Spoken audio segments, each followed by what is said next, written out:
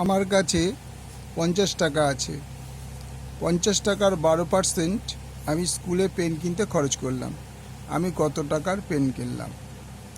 আগে বলে রাখি বোঝানোর জন্য, 12% কথাটার অর্থ হলো 12/100। আবার এও লেখা যায় যে যদি আমরা সুদের ক্ষেত্রে দেখি, 100 টাকার 1 বছরের সুদ 12 টাকা।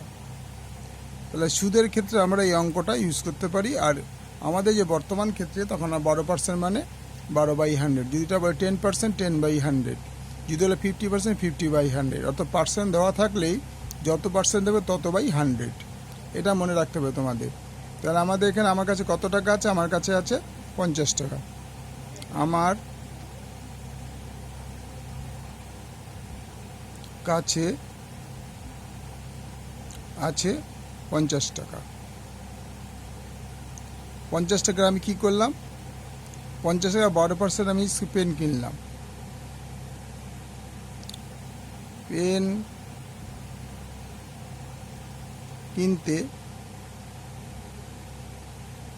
খরচ ক টাকা ছিল আমার কাছে? 50 টাকা। কত পার্সেন্ট আমি খরচ করলাম?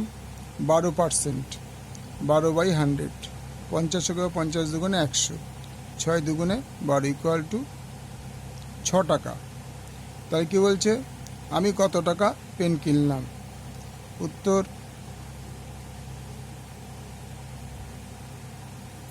আমি কত টাকা পেন কিনলাম? আমি 6 টাকার পেন কিনলাম।